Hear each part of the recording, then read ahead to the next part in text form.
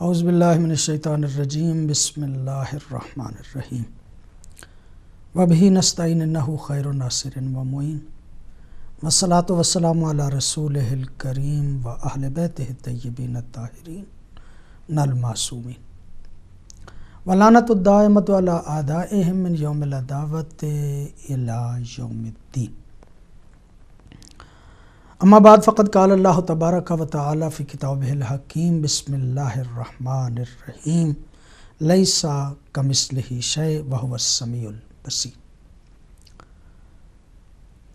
Programme اصول دین کے ساتھ محمد اصغر یزدانی آپ کی خدمت عالیہ میں حاضر خدمت ہے، اور آپ آگاہ ہیں کہ اس پروگرام میں ہم بنیادی طور پہ مذہب جعفریہ کے مطابق یعنی شیعہ اثنی عشریہ کے مطابق یہ بیان کرنے کی کوشش کرتے ہیں کہ اصول دین کیا ہے۔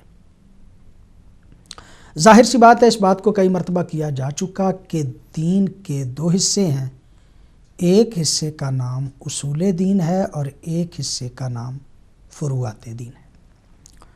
اصول دین اس حصے کو کہتے ہیں کہ جس میں عقائد کی بحث کی جاتی ہے، اور فروعات دین میں عموماً فقہ کی بات کی جاتی ہے۔ اصول دین 5 ہیں: توحید، عدل، نبوت، امامت اور قیامت۔ اور فروعات دین آپ آگاہ ہیں، جانتے ہیں، 10 ہیں: نماز، روزہ، حج، زکوٰۃ، خمس، جہاد، تولا، تبرع، امر بالمعروف اور نہی عن المنکر۔ ہم نے بحث شروع کی ہوئی ہے توحید کی۔ توحید یعنی صانع کائنات، اس پہ ہم بحث کر چکے کہ اس کے دلائل کیا ہے۔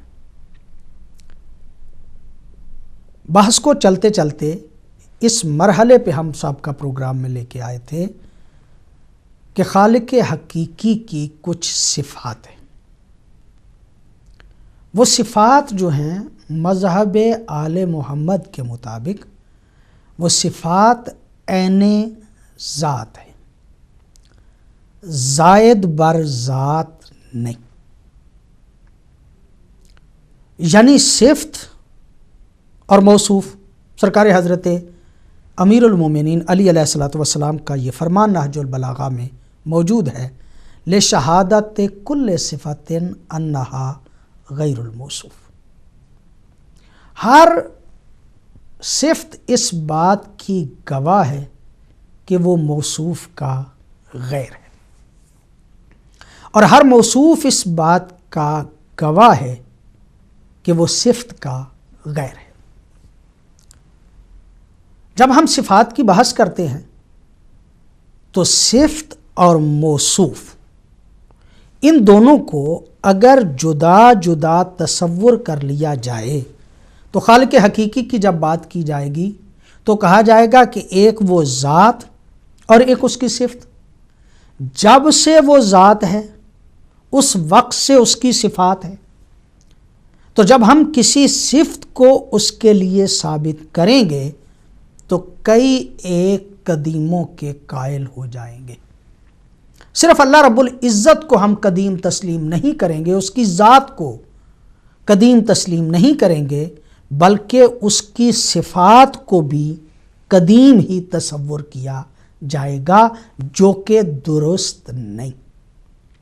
جب اللہ رب العزت کی بات آتی ہے اور اللہ کائنات کا جو مالک و خالق ہے، رازق ہے، جب اس کی بحث آتی ہے تو وہاں پہ یہ دوئیت کا تصور نہیں ہو سکتا، وہاں پہ دوئیت کا تصور نہیں کیا جاتا۔ وہاں پہ یہ کہا جاتا ہے کہ وہ اس کی صفات عین ذات ہیں، یعنی وہ اللہ کی ذات ہی قدرت ہے، وہ اللہ کی ذات ہی علم ہے، وہ اللہ کی ذات ہی حیات ہے۔ جہاں عام لوگوں میں دو علیحدہ علیحدہ چیزوں کا یعنی صفت اور موصوف کا دو علیحدہ علیحدہ چیزوں کا تصور کیا جاتا ہے، وہ ذات توحید میں نہیں۔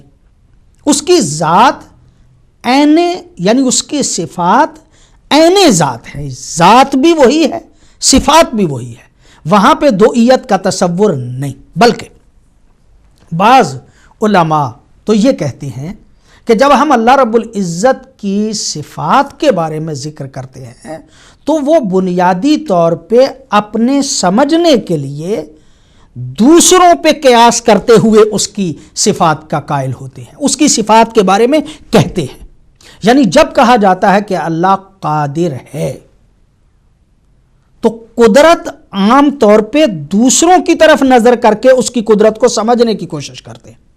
جب ہم یہ کہتے ہیں کہ اللہ عالم ہے یا علیم ہے تو دوسروں کے علم کی طرف توجہ کر کے اس کو عالم تصور کیا جاتا ہے، ورنہ فی ذات ہی وہی ذات جو ہے اس میں تمام کی یہ تمام چیزیں پائی جاتی ہیں۔ قادر کا مطلب یہ کہ وہ عاجز نہیں ہے، اور اگر ہم کہتے ہیں کہ وہ عالم ہے تو اس کا مطلب یہ کہ وہ جاہل نہیں ہے، ورنہ ان چیزوں کا تصور اس ذات توحید کے بارے میں جداگانہ ممکن نہیں ہے، وہ عین ذات ہے، یعنی اس رب العزت کی ذات وہی سب کچھ ہے، اس کے علاوہ کوئی اس کی صفت جداگانہ نہیں کہ جو اس کے لیے ثابت کی جائے۔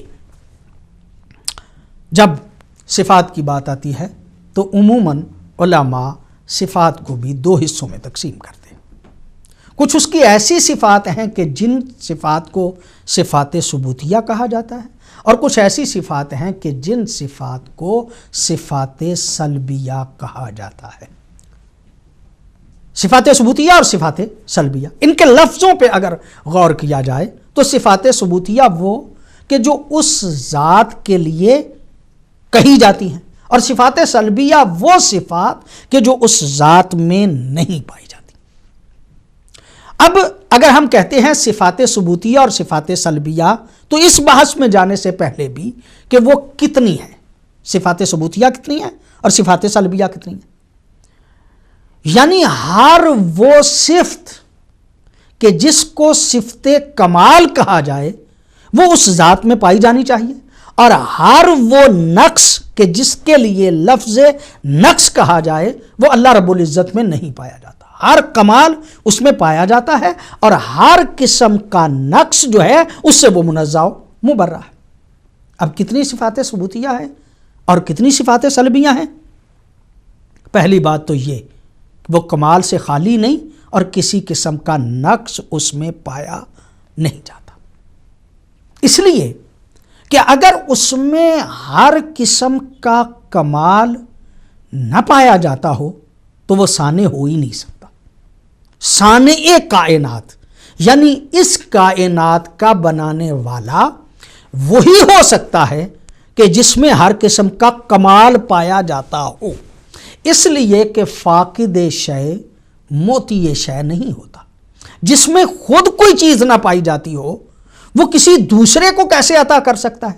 خود کمال ہوگا تو اس کمال کو وہ منتقل کرے گا کسی دوسرے کی طرف، وہ کمال عطا کرے گا کسی دوسرے کو۔ اگر خود ہی وہ نہیں رکھتا تو ظاہر سی بات ہے کہ وہ کسی دوسرے کو وہ چیز دے نہیں سکتا۔ اللہ رب العزت نے اس کائنات کو بنایا، اور اس کائنات کے بنانے میں ہر کمال یہ گواہی دیتا ہے کہ اس کا بنانے والا کتنا کامل تھا اور کتنا صاحب کمال ہے۔ لہذا ہر قسم کا کمال اس میں پایا جاتا ہے اور ہر قسم کا نقص اس میں نہیں پایا جاتا۔ اب جب ہم یہ کہتے ہیں کہ اللہ رب العزت میں ہر قسم کا کمال پایا جاتا ہے تو اس سے بھی ہماری مراد یہ ہوتی ہے کہ اللہ یعنی اس کی صفات کو کمال کو سمجھنے کے لیے بھی ہم نفی ازداد کرتے ہیں، یعنی اس سے اس چیز کی ضد کی نفی کرتے ہیں۔ مثلا ہم یہ کہتے ہیں کہ اللہ رب العزت قادر ہے۔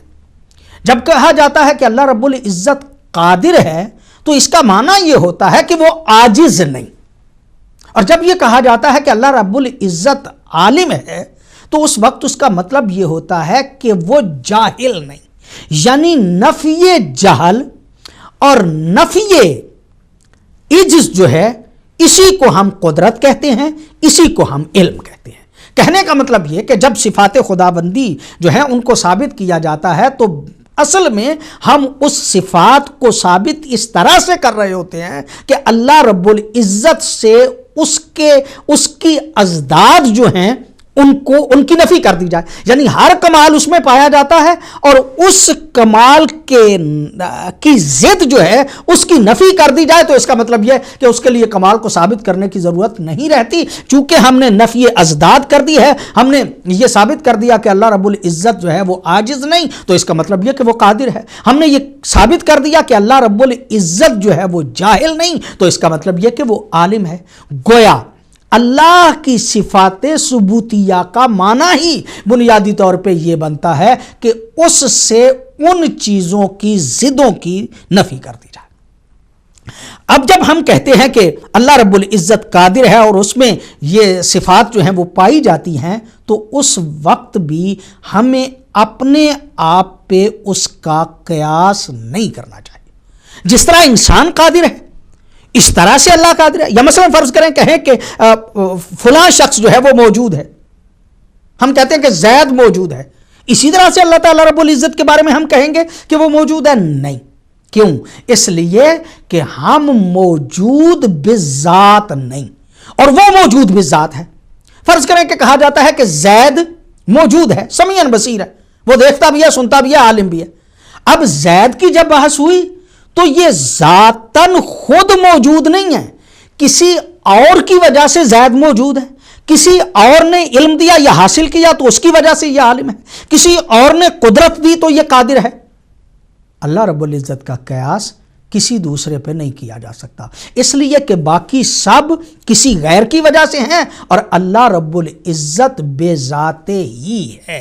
لہذا جب کہا جاتا ہے کہ صفات کو اللہ رب العزت کے لیے ثابت کیا جاتا ہے تو ان صفات کو کسی دوسرے کی طرف قیاس کرتے ہوئے ثابت نہیں کرنا چاہیے، اس لیے کہ قرآن حکیم نے بڑے واضح لفظوں میں کہا کہ لیسا کمثلہ شیء، اللہ رب العزت کی مثل کوئی شے نہیں، یعنی جہاں کہیں بھی شے کا تصور آ جائے گا، اب اس کے ساتھ اگر تشبیہ اللہ کی دی جائے کہ جیسے یہ ویسے اللہ، جیسے اس کی صفتیں ویسے اللہ کی صفات، تو وہ تو پہلے اس نے کہہ دیا کہ لیسا کمثلہ شیء، وہ کسی شے کی مثل نہیں ہے۔ لہذا اللہ رب العزت کا قرآن حکیم میں یہ کہہ دینا کہ لیسا کمثلہ شیء، اس جیسی کوئی شے نہیں، ہم اس کا قیاس کبھی بھی کسی دوسرے پہ نہیں کر سکتے۔ بہرحال چونکہ سمجھنے کے لیے اور باتوں کو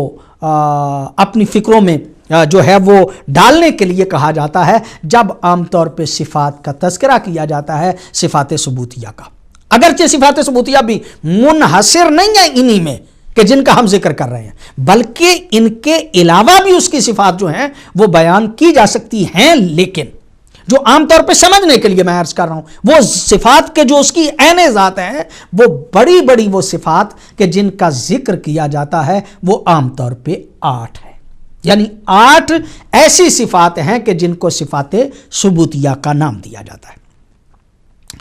ان میں سے شیخ محقق کے طوسی نے اپنی کتاب تجرید میں جن 8 چیزوں کا ذکر کیا وہ یہ ہے۔ پہلی یہ کہ قدرت، اللہ رب العزت قادر ہے، قادر اس کی صفات ثبوتیہ ہے۔ دوسری صفت علم، یعنی علم کو اس کی ذات کے لیے ثابت کیا جائے، مطلب یہ کہ اللہ عالم ہے۔ وہی بات، یہ بات آپ کے ذہن عالی میں رہے کہ ہم بار بار اس بات کی جو ہے طرف متوجہ کر رہے ہیں، اگرچہ ہمارے الفاظ ہمارا ساتھ نہیں دے رہے۔ مطلب یہ کہ اللہ رب العزت کے لیے ہم اس طرح سے ثابت نہیں کرتے کہ جس طرح ایک عام انسان کے لیے صفات کو ثابت کیا جاتا ہے، اس لیے کہ اس کی صفات عین ذات ہے۔ یہ بات ذہن عالی میں رہے اور اس کے بعد یہ بات جو ہے اس کو آگے، اور پھر یہ بھی اپنے طور پہ طے، ہم نے پہلے اپنی تمہیدی گفتگو میں اس بات کو عرض کر دیا کہ جب ہم ثابت کرتے ہیں اللہ رب العزت کے لیے صفات کو، تو اس کا مطلب بھی بنیادی طور پہ یہ ہوتا ہے کہ ان کی ضدوں کی ہم نفی کر رہے ہیں. یعنی ہم کہہ رہے ہیں کہ اللہ رب العزت کے لیے قدرت ہے، اس کی صفت، تو اس کا مطلب یہ کہ عجز کی نفی کر رہے ہیں کہ اللہ عاجز نہیں ہے. جب اللہ عاجز نہیں ہے تو وہ قادر ہے. اللہ جاہل نہیں ہے تو اس کا مطلب یہ کہ وہ عالم ہے. اب اس فرق کے ساتھ اس بات کو سمجھا جائے کہ جو اللہ کی صفات ثبوتیہ بیان کی جاتی ہیں وہ یہ ہے: قدرت، علم، حیات. اللہ رب العزت حی ہے. حی ہونے کا کیا مطلب؟ کہ وہ مطلب موتی زندگی ہے اور وہ موجود ہے، وہ ہے، اس کا ہونا ہی اس کی حیات ہے. اور پھر کہا جاتا ہے کہ ارادہ، یعنی اللہ رب العزت جو ہے وہ مرید ہے. کوئی کام بھی، آگے چل کے ہم اس کی تفصیلات میں جائیں گے اور ایک ایک کو کسی حد تک اختصار کے ساتھ بیان کریں گے، یعنی کوئی کام کرنے میں بھی ایسا نہیں ہے کہ اللہ سے مجبوراً کوئی کام ہو جاتا ہو، یعنی اللہ کا ارادہ نہ ہو اور ایسے ہی کام ہو جائے. فرض کریں کہ آگ ہے اور آگ کو آپ کسی خشک چیز کے قریب لے جائیں گے تو اب آگ اس خشک چیز کو جلائے گی. کاغذ خشک ہے، آگ کو قریب لے کے جائیں، ظاہر سی بات ہے کہ آگ اس کاغذ کو جلا دے گی. لیکن اس جلانے میں آگ کا ارادہ نہیں ہے، آگ کا اختیار نہیں ہے، بلکہ یہ اس کی فطرت کچھ اس طرح سے ہے کہ جب اس کے قریب جائے گی تو یہ آگ جو ہے وہ جلائے گی اور کاغذ جو ہے وہ جل جائے گا اگر خشک ہے. اللہ رب العزت بھی اسی طرح سے کرتا ہے؟ نہیں، اللہ مرید ہے. اللہ جب کسی کام کو کرنا چاہتا ہے ارادہ، پھر اس کا ارادہ کرتا ہے، چاہتا ہے، ارادہ کرتا ہے. جب ارادہ کرتا ہے تو پھر کون کہتا ہے فیکون، تو وہ ہو جاتا ہے. اللہ رب العزت مرید ہے، یعنی صاحب ارادہ ہے، ارادے کے ساتھ کام کو کرتا ہے. ایسا نہیں ہے کہ اللہ رب العزت سے بے اختیار جو ہے وہ کام ہو رہے ہو. ادراک، اللہ مدرک ہے، یعنی ہر چیز سے آگاہ ہے، ابتدا سے انتہا تک ہر چیز کا ادراک رکھتا ہے. اور اللہ رب العزت متکلم ہے.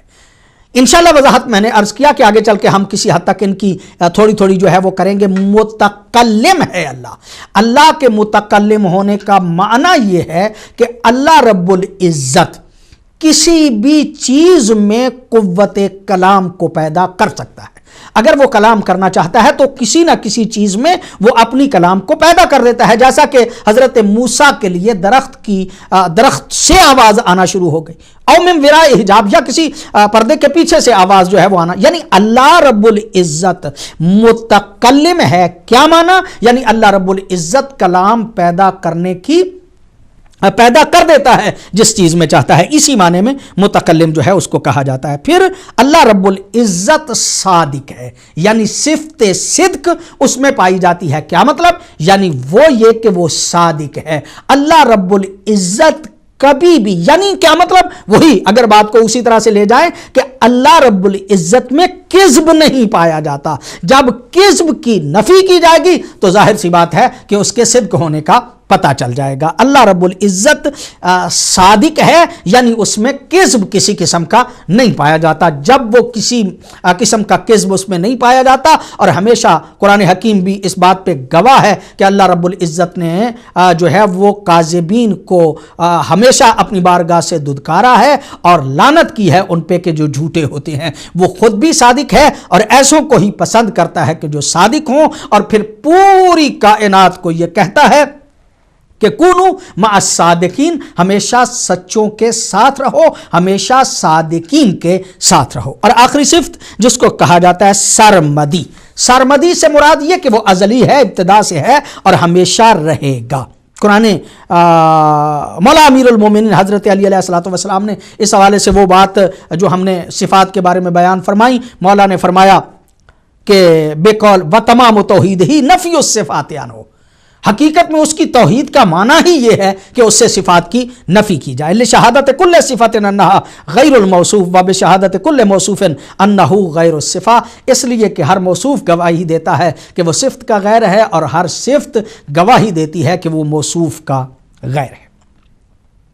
یہ ایک مختصر سا خلاصہ ہم نے آپ کی خدمت میں صفات ثبوتیہ کا عرض کیا. اب جب صفات ثبوتیہ کا ہم نے خلاصہ آپ کی خدمت میں عرض کیا، تو اس کے بعد ہماری خواہش یہ ہے کہ ان صفات ثبوتیہ کا اگرچہ خلاصہ ہم نے عرض کر دیا، پھر بھی ہماری یہ خواہش ہے کہ اس کو تھوڑا سا تفصیل سے بیان کریں، تاکہ ہمارے معزز ناظرین و سامعین اور خاص طور پہ ہمارے عزیز کے جو مذہب کی طرف کم متوجہ ہیں، انہیں ان چیزوں کا ایک حد تک بہتر پتہ چل جائے۔ خالق حقیقی کی پہلی صفت یہ ہے کہ اللہ قادر ہے۔ اللہ رب العزت جو ہے وہ قادر ہے، اور قادر کا کیا معنی کئی مرتبہ ہم اس بات کو عرض کر چکے کہ لیسا بعاجز۔ جب ہم قادر کہتے ہیں تو اس کا مطلب یہ کہ وہ کسی کام کے کرنے سے عاجز نہیں، مجبور نہیں۔ وہ اللہ رب العزت جب جو جی چاہے کرے، ہر کام پہ وہ قادر ہے۔ کیوں؟ اس لیے کہ اگر وہ قادر ہی نہ ہوتا تو اس کائنات کو بناتا کیسے؟ یہ ثانیت کائنات یعنی کائنات کا بننا بغیر قدرت کے ممکن ہی نہیں۔ اتنی بڑی کائنات کو اس نے بنا دیا، اور وہ اس بات پہ قادر نہیں تھا کہ اتنی بڑی کائنات کو بنا دیتا؟ ظاہر سی بات ہے کہ ایسا ممکن نہیں۔ یقینی طور پہ قدرت ایک صفت کمال ہے، اور رب العزت وہ ذات ہے کہ جو کبھی بھی کسی کمال سے خالی نہیں ہوتا۔ وہ کل کمال ہے، وہ ہر طرح سے کا کمال جو ہے وہ اس میں پایا جاتا ہے۔ اور دوسری بات یہ کہ چونکہ عاجز ہونا نقص ہے، عاجز ہونا ایک خوبی نہیں بلکہ نقص ہے، اور نقص اللہ رب العزت کے لائق نہیں، اس لیے کہ وہ واجب الوجود ہے، اور واجب الوجود ذات میں کسی قسم کا نقص جو ہے وہ نہیں پایا جاتا۔ اور تیسری بات یہ کہ اللہ رب العزت کی ذات سے ایسے کائنات کو جب ہم دیکھتے ہیں تو اللہ رب العزت کی صنعت کے ایسے کرشمے ہیں کہ آج تک لوگ تحقیق کر کے، سائنسدان فکر کر کے جو دقت میں چلے جاتے ہیں، ان کو پتہ چلتا ہے کہ یہ کائنات میں کتنے شاہکار ہیں اس ذات توحید کے۔ یہ شاہکار ہونا اور یہ اللہ رب العزت کی ذات کے کرشمے ہونے اس بات کی دلیل ہے کہ کوئی نہ کوئی ذات ہے کہ جس نے ان عظیم کائنات کے سسٹم کو اور اس کائنات کے نظام کو وضع کیا ہے۔ اس کائنات کے نظام کا ایک منظم و مربوط ہونا اس بات کی دلیل ہے کہ کوئی نہ کوئی ایسی ذات ہے کہ جو قادر مطلق ہے، کہ جو ان تمام چیزوں کو بنانے پہ، ان تمام چیزوں کے کرنے پہ قادر ہے۔ اگر وہ قادر نہ ہوتی تو کائنات کی اتنی بڑی اور اہم چیزیں جو ہیں وہ زیور وجود میں کبھی نہ آ سکتی، کبھی وہ ہمارے سامنے جو ہے وہ اس طرح سے نہ ہو سکتی۔ اگر ہم دیکھتے ہیں اس نظام شمسی کو، تو یہ نظام شمسی، بلکہ نہ صرف یہ کہ نظام شمسی، کسی ایک چیز پہ بھی اگر انسان غور و فکر کرنا شروع کر دے اور دیکھنا شروع کر دے، کائنات کی کسی ایک ذرے پہ بھی جو ہے وہ تحقیق کرنا شروع کر دے، آنکھ پہ فقط غور کرنا شروع کر دے، اپنے کانوں پہ اگر غور کرنا شروع کر دے، اگر اپنی جو ہے وہ دل پہ فکر یعنی باہر والی چیزوں پہ غور کرنا شروع کر دے، یا جسم کے اندر جو اعضاء موجود ہیں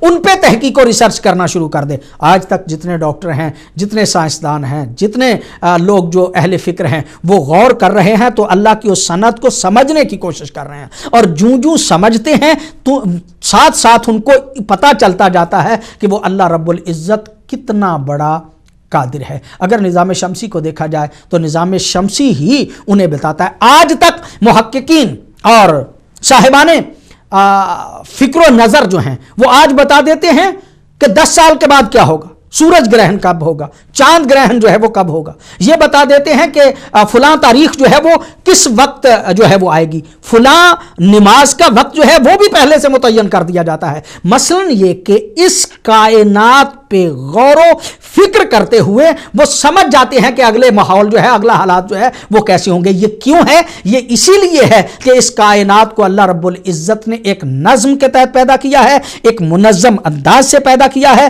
اگر وہ منظم انداز میں پیدا نہ کرتا تو کبھی بھی لوگ جو ہیں وہ اس کی طرف پوری طرح سے متوجہ نہ ہو سکتے اور کبھی بھی اس کو اس طرح سے سمجھنے پہ قادر نہ ہوتے۔ یعنی کائنات کا ہر بندہ جو ہے وہ اس نظام کو جو سمجھ رہا ہے، جو تحقیقیں کر رہا ہے، جو ریسرچیں کر رہا ہے، یہ ساری کی ساری تحقیق اور ریسرچ اسی بنیاد پہ ہے کہ یہ کائنات جو ہے وہ منظم ہے، یہ کائنات جو ہے وہ پوری طرح سے ایک طریقے کے ساتھ بنائی گئی ہے۔ یہی کائنات کا نظم و ضبط کے ساتھ بنا ہوا ہونا اس کے قادر ہونے کی بہترین دلیل ہے۔ قرآن حکیم میں خالق حقیقی نے ارشاد فرمایا کہ ان اللہ علی کل شیء قدیر، اللہ رب العزت جو ہے وہ ہر شے پہ قادر ہے۔ اور پھر ارشاد قدرت ہوتا ہے وَقَانَ اللَّهُ عَلَىٰ كُلِّ شَيْءٍ قدیر، کہ اللہ رب العزت ہر شے پہ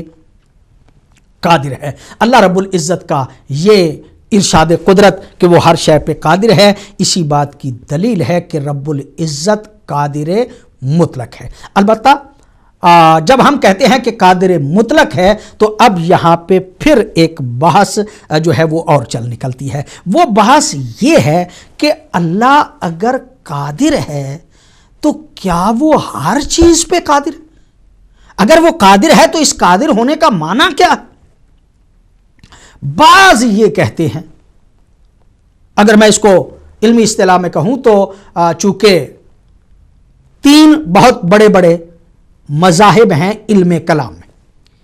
ایک تو مذہب آل محمد کے ماننے والے ہیں یعنی شیعہ اثنا عشری، ایک وہ ہیں کہ جو معتزلہ ہے، اور ایک وہ ہیں کہ جن کو اشاعرہ کا نام دیا جاتا ہے۔ یہ عقائد و نظریات میں تین بڑے طبقے علماء علم کلام والوں نے بیان کیے۔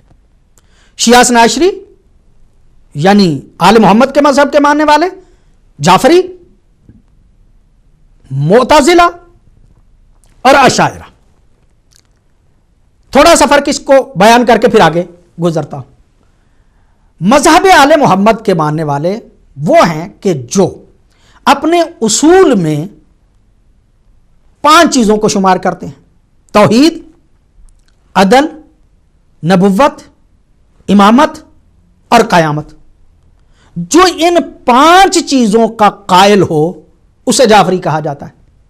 سب سے پہلے توحید، پھر توحید کا عادل ہونا یعنی اللہ رب العزت کا عادل ہونا، پھر نبوت، پھر امامت اور پھر قیامت۔ یہ 5 چیزیں ہیں۔ اس کے بعد ایک مکتب فکر ہے کہ جس کو معتزلہ کہا جاتا ہے۔ معتزلہ اللہ کی وحدانیت کے قائل ہیں، اللہ کے عدل کے قائل ہیں، نبوت کے قائل ہیں، قیامت کے قائل ہیں۔ مذہب جعفری میں 5 اصول ہیں اور معتزلہ کے نزدیک 4 اصول ہیں: توحید، عدل، نبوت اور قیامت۔ یعنی اللہ کو عادل معتزلہ بھی مانتے ہیں، شیعہ بھی مانتے ہیں۔ یہاں تک معتزلہ اور شیعہ اکٹھے رہے۔ جب امامت کا ذکر آیا تو امامت کے ذکر پہ معتزلہ پیچھے رہ گئے اور شیعہ جو ہیں ان سے جدا ہو گئے۔ شیعہ وہ ہے کہ جو حضرت علی علیہ الصلوۃ والسلام سے لے کے سرکار حضرت امام مہدی آخر الزمان تک کی امامت کا قائل ہو۔ اگر وہ امامت کا قائل ہے تو اس کو شیعہ اثنا عشری کہا جاتا ہے، اور اگر وہ امامت کا قائل نہیں یعنی اس کے اصول مذہب میں امامت اگر موجود نہیں ہے تو وہ معتزلہ تو ہو سکتا ہے عدل کے ساتھ، یعنی اگر عدل کا وہ قائل ہے تو وہ معتزلہ ہے۔ معتزلہ اور شیعہ جدا ہوتے ہیں امامت میں۔ اس کے بعد ایک طبقہ ہے بہت بڑا علم کلام میں مسلمانوں میں، اس کو اشاعرہ کہا جاتا ہے، اور عام طور پہ اس وقت ملت اسلامیہ میں جو بہت بڑی تعداد ہے وہ اشاعرہ ہی کی تعداد ہے اور اسی اشعری ہی کو ماننے والے ہیں۔ ان کا نقطہ نظر یہ ہے، اللہ کو وہ اپنے اصول میں سے سمجھتے ہیں، پھر وہ نبوت کو اصول میں سے سمجھتے ہیں، اور پھر قیامت کو اصول میں سے سمجھتے ہیں۔ یعنی اللہ کے عدل کے وہ قائل نہیں۔